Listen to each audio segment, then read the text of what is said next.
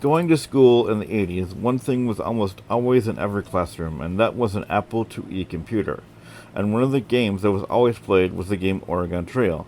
The game where you play as a settler making your way across the country in a covered wagon, making choices that can affect the outcome of the game. And so today we're going to talk about Oregon Trail.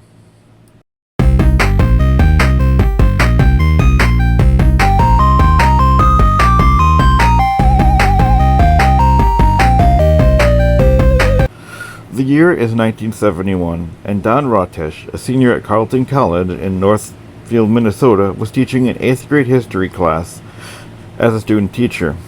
He had hired two friends of his, Paul Dillinger and Bill Henneman, to create a program to help teach students about what it was like to travel in the 1900s, simply titled Oregon. The original core gameplay concept that has been included in every subsequent version is you purchase supplies, occasionally hunting for food, occasionally stopping to purchase at forts, inventory management of supplies, variable travel speeds depending on conditions, frequent misfortunes, and game over upon death or successfully reaching Oregon. Soon, Rotesh published the source code to the May-June 1978 issue of Creative Computing. The same year, MECC soon had schools switch to the Apple II microcomputers. It was soon updated to add NPC characters to which the player can interact with. Simply put, Oregon Trail's gameplay is easy to figure out. You play as a wagon leader, moving your family from one end of the country to the other end in a covered wagon. The first thing you need to do is purchase supplies, like food, before you go. But you have to stick to a budget of $1,600, and once you get what you need, you have to travel the Oregon Trail. Along the way, you'll have to deal with things such as water crossings and being raided and sickness, and hunting for food if you run out. The game ends if you actually make it to the end of the trail or if you die along the way.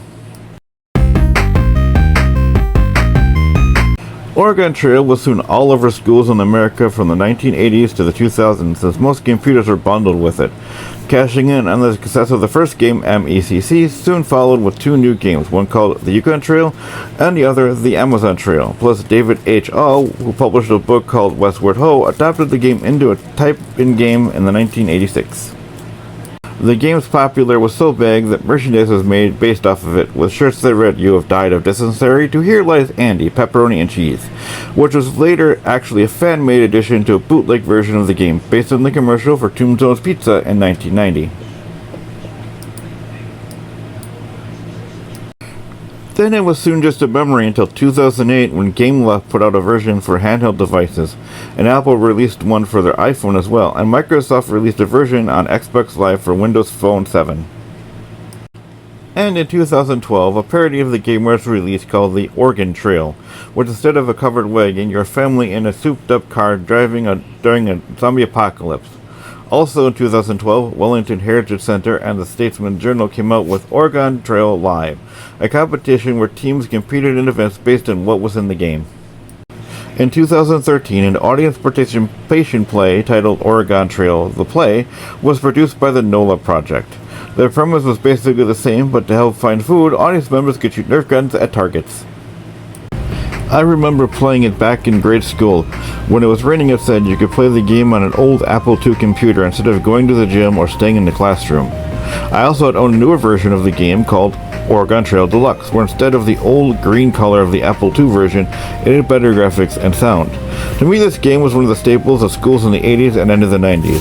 So if you ever played this as a kid or remember playing it at home, if so, let me know in the comments. I'm Paul saying peace out and don't die of dysentery.